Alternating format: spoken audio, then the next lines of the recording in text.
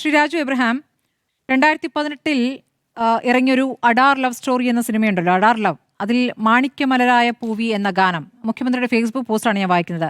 അപ്പോൾ അതിലെ ഗാനം പ്രവാചകനെ നിന്ദിക്കുന്നതാണെന്നും മതവികാരം വ്രണപ്പെടുത്തുന്നതാണെന്നും ആരോപിച്ച് ഹൈദരാബാദിലെ ചില മതസംഘടനകളും വ്യക്തികളും പോലീസിൽ പരാതി നൽകുകയായിരുന്നു. ഇതേപോലെ അത് പ്രവാചകനാണ് ഇപ്പോൾ നിങ്ങൾ ഇവിടെ പറയുന്ന അയ്യപ്പനെ. മഹാരാഷ്ട്രയിലും ആന്ധ്രയിലും പ്രതിഷേധങ്ങൾ നടന്നു. അങ്ങനെ വിവാദം കത്തി നിൽക്കുമ്പോൾ ആവിഷ്കാര സ്വാതന്ത്ര്യത്തിനും സിനിമയ്ക്കും പൂർണ്ണ പിന്തുണ പ്രഖ്യാപിച്ചുകൊണ്ട് മുഖ്യമന്ത്രി പിണറായി വിജയൻ ഫേസ്ബുക്കിൽ കുറിപ്പ് പങ്കുവച്ചിരുന്നു.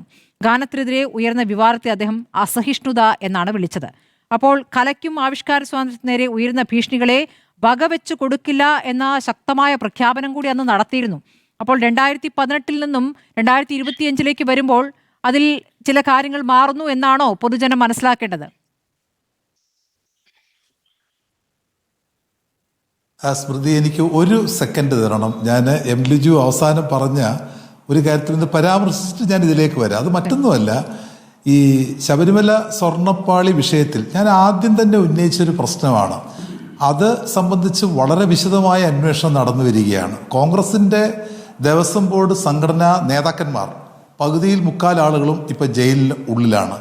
നമ്മൾ അതേപ്പറ്റി ഇവിടെ പരാമർശിക്കണം. അവിടെ മാത്രം ഒതുങ്ങി നിൽക്കുന്നില്ല.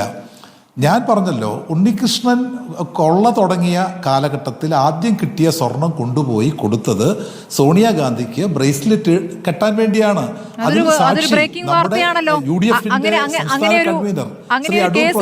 ഇത് അങ്ങ് പറയുന്നത് എന്ത് തെളിവിന്റെ അടിസ്ഥാനത്തിലാണ്? സ്വർണം കട്ടതിൽ നിന്ന് എടുത്ത സ്വർണം എടുത്ത ആദ്യത്തെ ഒരു ഭാഗം എടുത്ത് ബ്രേസ്ലെറ്റ് കെട്ടിക്കൊടുത്തു എന്ന് പറയുന്നത് അത് വലിയൊരു ആരോപണമാണ്, ബ്രേക്കിംഗ് വാർത്തയാണ്. എന്തായാലും ഉണ്ണികൃഷ്ണൻ പോറ്റി നമ്മുടെ മുമ്പിൽ ഒരു സ്വർണ്ണ കള്ളനാണ്. അത് സ്മൃതി സമ്മതിക്കാമല്ലോ. പക്ഷെ കൊള്ള നടത്തിയ കാലം കൃത്യമായി ഇല്ല, അതെല്ലാം SIT അന്വേഷിച്ചുകൊണ്ടിരിക്കുകയാണ്. കോടതിക്ക് മുന്നേ വന്ന തെളിവുകളും ഏത് കാലഘട്ടത്തെയാണ് ഞങ്ങളുടെ ആളുകളുടെ നമ്മൾ അത്ര പുരാണത്തിലേക്കൊന്നും പോണോ? നമ്മുടെ മുമ്പിൽ ഉണ്ണികൃഷ്ണൻ പോറ്റി ശബരിമലയിൽ കൊള്ള നടത്തിയ പ്രധാനപ്പെട്ട ഹീറോയാണ്, അല്ലേ? വില്ലനാണ്, അല്ലെങ്കിൽ ഹീറോയാണ്, അല്ലെങ്കിൽ നായകനാണ്.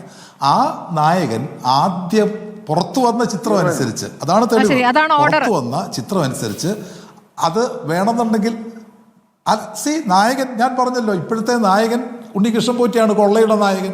എന്താ സംശയം? എന്താ ഒരു സംശയവും വേണ്ട. ചിത്രങ്ങളുടെ ഓർഡറാണ് ചോദിച്ചത്. ആദ്യം സോണിയാഗാന്ധിയിൽ നിന്ന് തുടങ്ങി പിന്നെയാണ് അങ്ങോട്ട് താഴേക്ക്.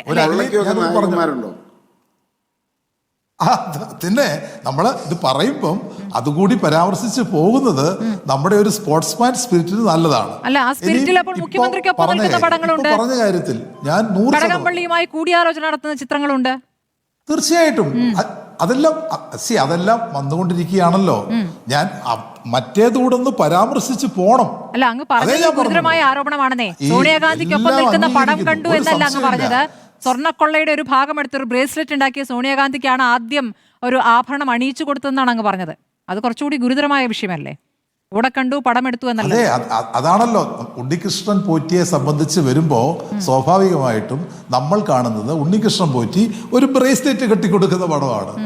അപ്പൊ അതിന്റെ അടുത്ത് നമ്മുടെ പ്രധാനപ്പെട്ട 2 പാർലമെന്റ് മെമ്പർമാർ നിൽപ്പുണ്ട്, അല്ലേ? ചിത്രം, ആ ചിത്രം കാണുമ്പോൾ നമ്മൾ എന്താണ് വിചാരിക്കേണ്ടത്? ഇന്നത്തെ ഒരു പശ്ചാത്തലത്തിൽ എന്താണ് വിചാരിക്കേണ്ടത്? അപ്പൊ അതുകൂടി പരാമർശിക്കണമെന്ന് ഞാൻ പറഞ്ഞുള്ളൂ, അല്ല വേറൊന്നും ഞാൻ പറഞ്ഞില്ല. അതുകൂടി SIT അന്വേഷിക്കണം എന്നേ ഞാൻ പറഞ്ഞുള്ളൂ. അതാണ് ഹൈക്കോടതി പറഞ്ഞത്, ഉന്നതന്മാരിലേക്ക് അന്വേഷണം. പക്ഷെ ദേവസ്വം ബോർഡ് പ്രസിഡന്റാക്കിയ എൻ വാസു കോടതിയിൽ പറഞ്ഞിരിക്കുന്നത് സ്വർണം പൊറിഞ്ഞിട്ട് പോലും ഇല്ല എന്നാണ്, പൊറിഞ്ഞതിന് തെളിവില്ല എന്നാണ്. അപ്പൊ പിന്നെ എവിടെ നിന്ന് എടുത്തു കൊടുക്കുന്നതാണ് പ്രശ്നം? കേസില്ലല്ലോ. വാസുവിനെ ഞങ്ങൾ അംഗീകരിക്കുന്നില്ലല്ലോ. ഇപ്പോ അയാൾ ഗോതമ്പുണ്ട തിന്ന് ജയിലിൽ കിടക്കട്ടെ, ഞങ്ങൾക്ക് ഒരു തർക്കവുമില്ല. ഇനി ആരെങ്കിലും ഉണ്ടോ? അവരും ജയിലിൽ കിടക്കട്ടെ, ഞങ്ങൾക്ക് ശക്തമായ നടപടിയാണ്.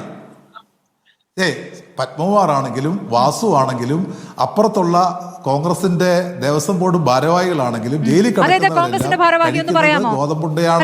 ഇനി ആരെങ്കിലും ഉണ്ടോ? കോൺഗ്രസിന്റെ ഭാരവാഹി ഏതാണ്? കോൺഗ്രസിന്റെ ദേവസ്വം ബോർഡ് സംഘടനയുടെ സംസ്ഥാന പ്രസിഡന്റ് അല്ലേ ബിജു? അകത്ത് കിടക്കുന്ന ബൈജു കോൺഗ്രസിന്റെ സംഘടനാ ഭാരവാഹിയല്ല. മുൻകൂർ ജാമ്യാപേക്ഷയ്ക്ക് പോയി കോൺഗ്രസിന്റെ അല്ല. ദേവസ്വം ബോർഡ് എംപ്ലോയീസ് കോൺഗ്രസിന്റെ ഭാരവാഹികളാണ്. ഒരു നിമിഷം ശ്രുതി, ലിജു പറയട്ടെ. സ്മൃതി ഒരു നിമിഷം.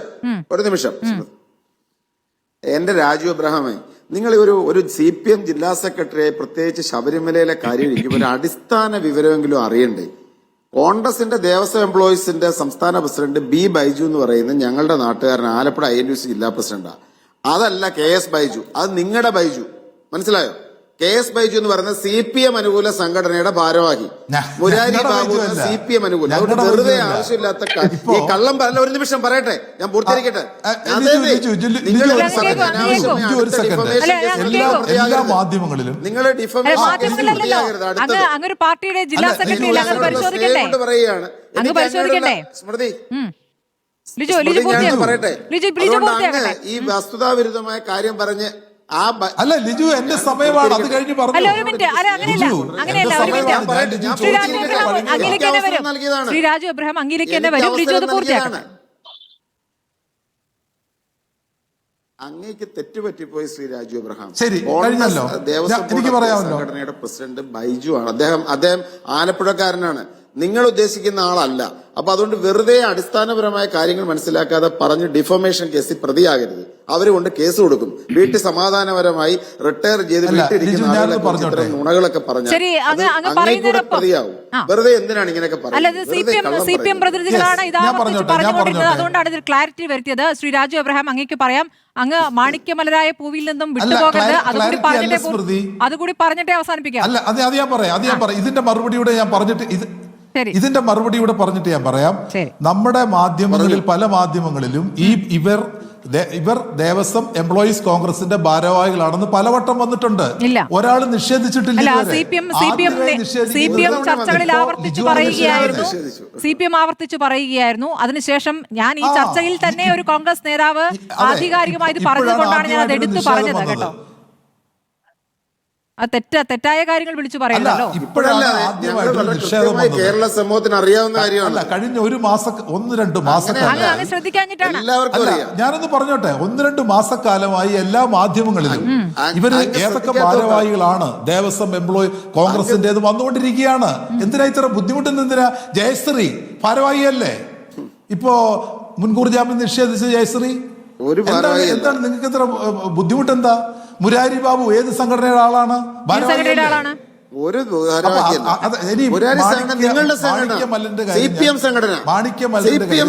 പറയാം.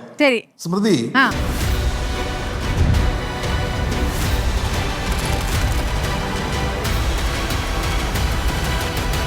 ഡിബേറ്റ് വിത്ത് സ്മൃതി പരുത്തിക്കാട്.